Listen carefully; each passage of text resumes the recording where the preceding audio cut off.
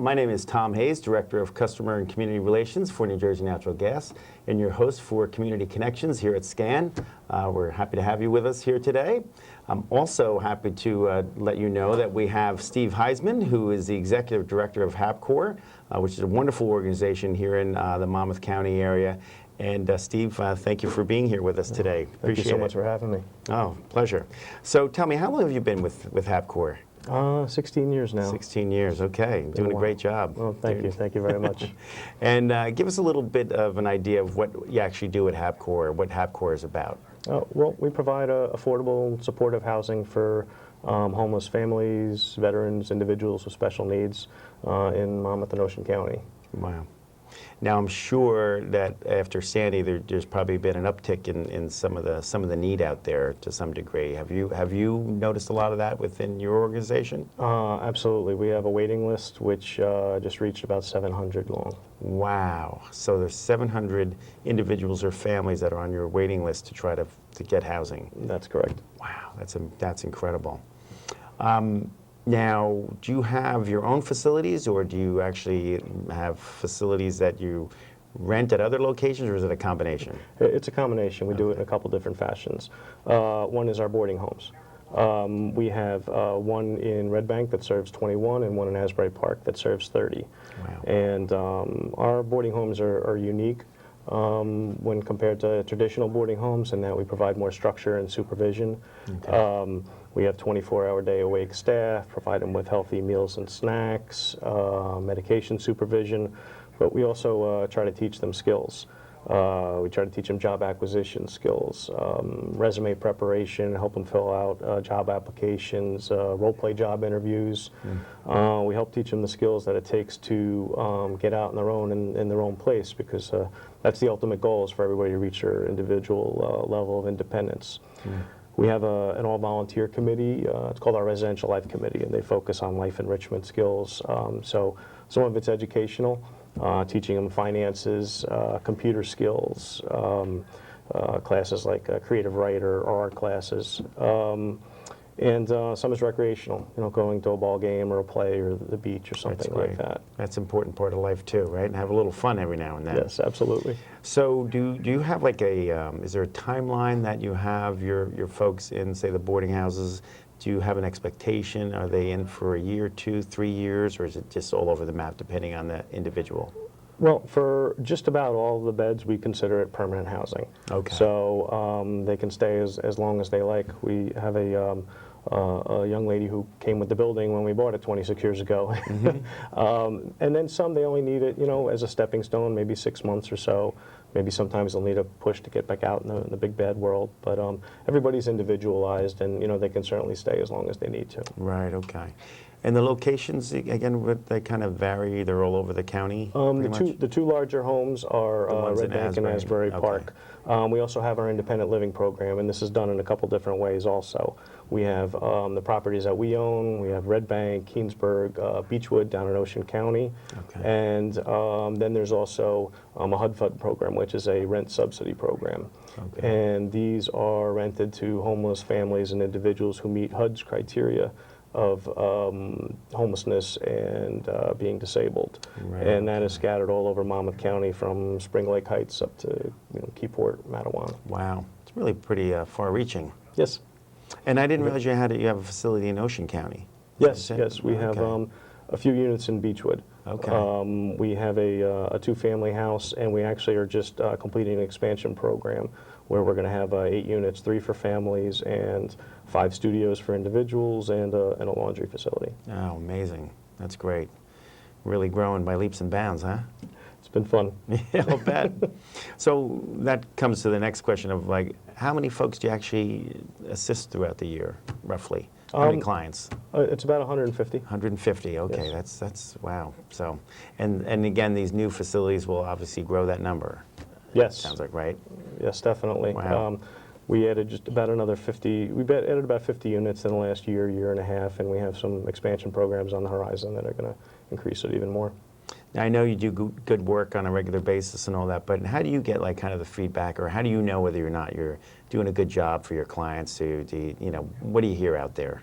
Well, one way is we do conduct surveys. We have satisfaction surveys for our landlords. So we give them to the community landlords, make sure that they are happy with our program and that they would recommend this to other landlords. We give them to all our residents to make sure that they're happy with the services that they're receiving and the home-like, the home-like qualities of the facility. And then we also believe in measurable objectives. So, I mean, from a business standpoint, we're proud of the fact that we save taxpayers hundreds of thousands of dollars, and that it costs in the state hospital system to house somebody over $100,000.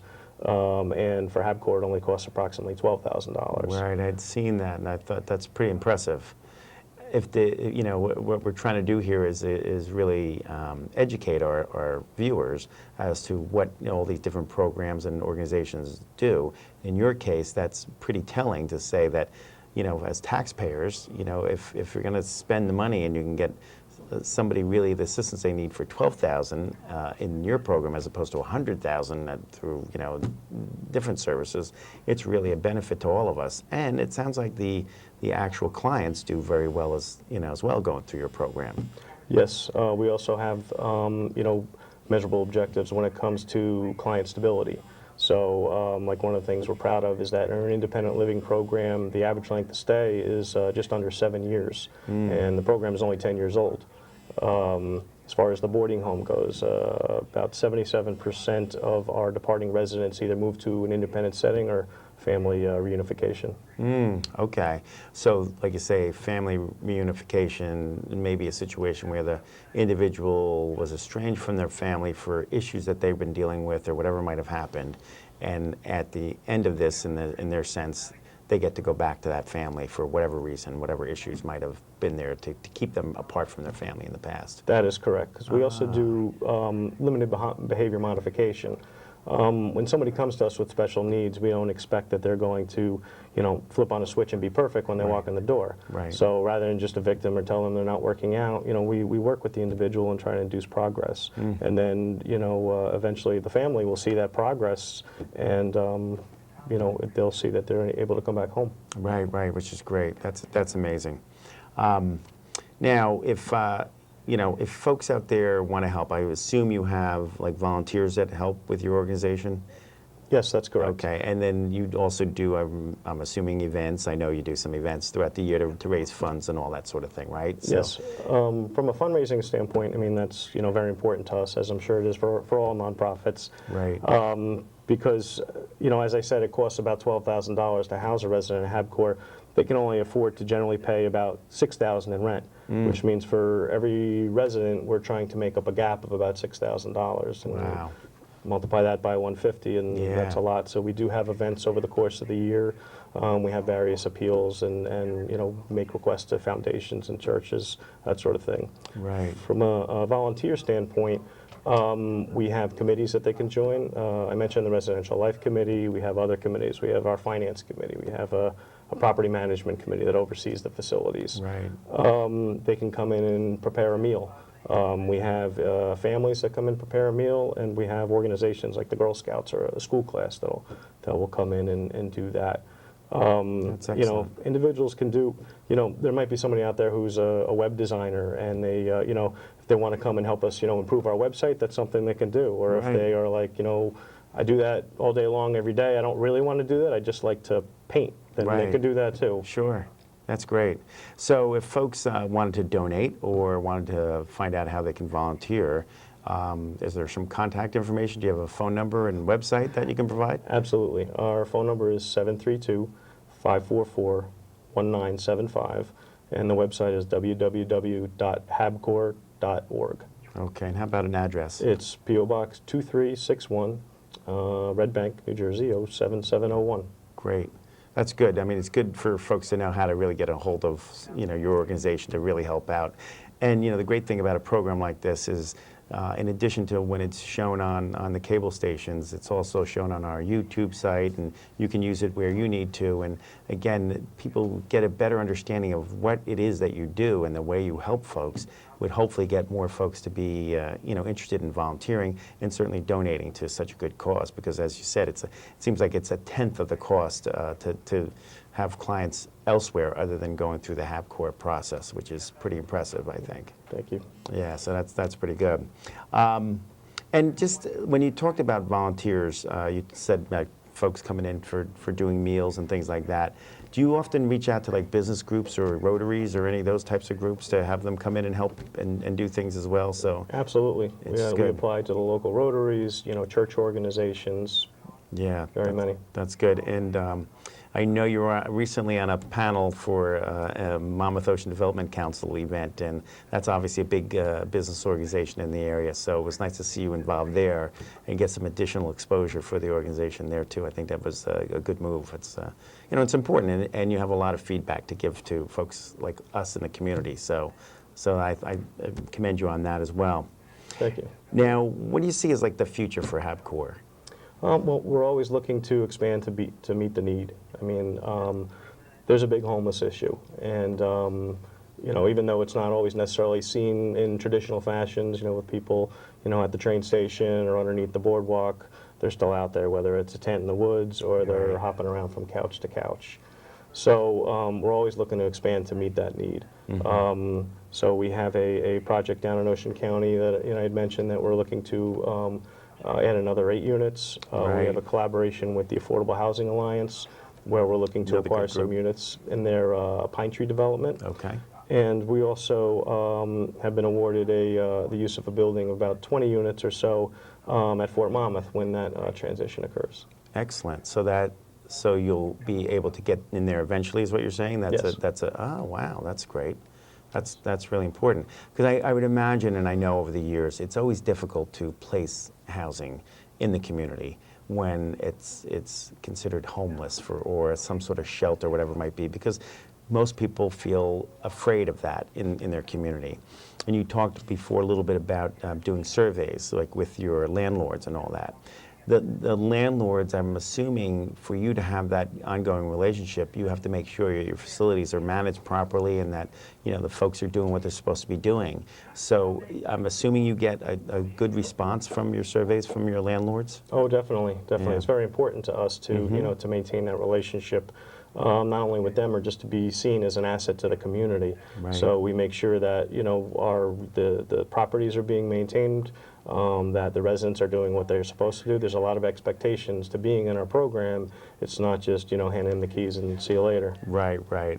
So a lot riding on that reputation and how well you cooperate with your neighbors and all that sort of thing. So that's important, and I kudos to you and your organization for making sure that continues to be that way. Because I think what we learn over time as folks just living out there in the community is that these types of facilities can coexist with everyone else around them, and it's nice to be in a community where you're actually helping others. So I think it's almost like positive to have one of your facilities in somebody's neighborhood, right? Because you're commingling and showing that people can survive and get along together, which Yes. is important, and that's a lot what a lot of these folks need, to be in an environment that's good and safe like that. So.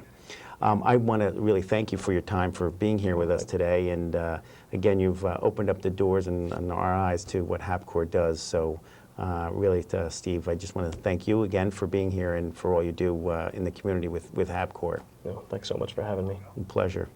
And we'll be back after this commercial to continue the program, so please stay tuned.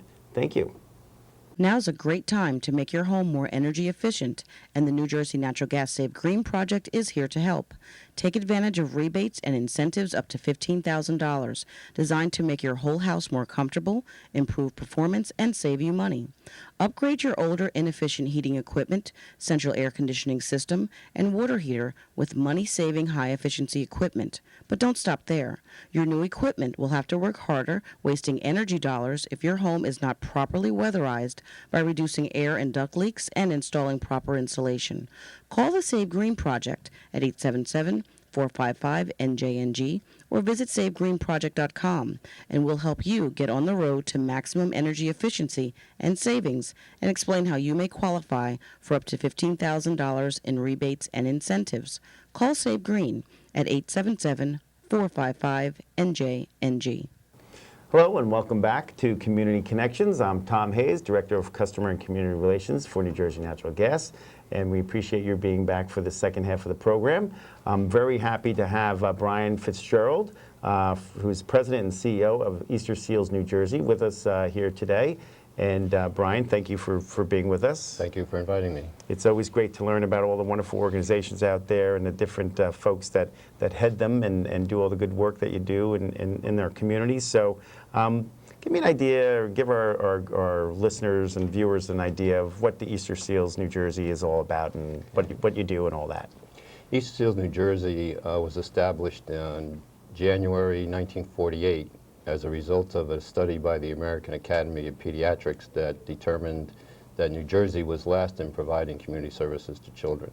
The National Easter Seals organization, of which we're a part of, gave a grant of $123,000 to begin Easter Seals. And so that was the beginning. And it was based on, Easter Seals operated on the philosophy of its founder, Edgar Allan, who believed that services should be done within the community and backed by voluntary organizations, so that a decentralized service delivery system. His personal story was that he lost a son to an accident in Elyria, Ohio, and as a result of that, he sold his business and built a hospital because there wasn't a major hospital when this accident occurred. There were 17 people killed and 68 injured, one of them being his son.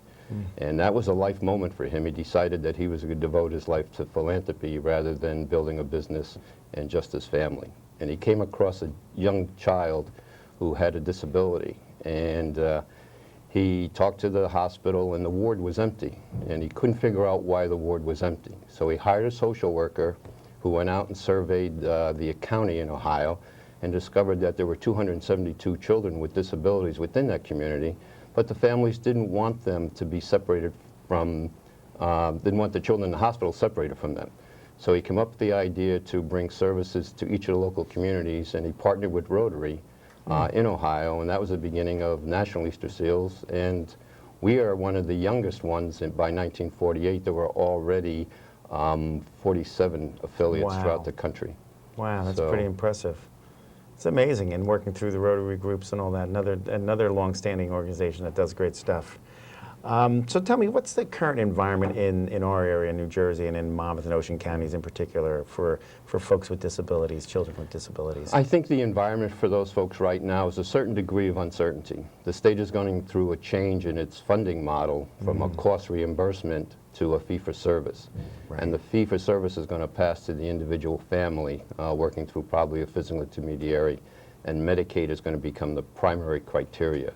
So people are just a little unsure of what's going to happen in terms of the way that we're getting services today. Will they still get it tomorrow in the same fashion? So I think that's a lot of the issues that are facing families right now. And for those families that are not Medicaid eligible, although the state is committed to serving those, it's not clear where the funding's going to come for those folks. So there's a lot of uncertainty out there right now. That is tricky. I know it's tricky for organizations. I happen to be involved with a number of organizations that deal with folks with disabilities, and it's a constant concern. And you know, it's unsettling because a lot of these organizations depend on this funding. And if you rock it for a while, even if it's off for 6 months, it really throws people's budgets out of whack. And it's tough to recoup. Sometimes you can't recoup at all. And you know, nobody wants to hear it in a sense. You know, you just sort of have to, you know, sorry, you have to deal with it. And it's tricky. So I do feel your pain on that. And I know it's an issue. So how does Easter Seals really help like the folks in New Jersey? What types of programs do you provide in New Jersey? We provide services for statewide for 8,000 individuals. In Monmouth and Ocean County, we're serving 1,500 individuals. We provide primarily residential services to the seriously mentally ill and adult day services to the developmentally disabled. And we're also the physical intermediary for people with disabilities. And that program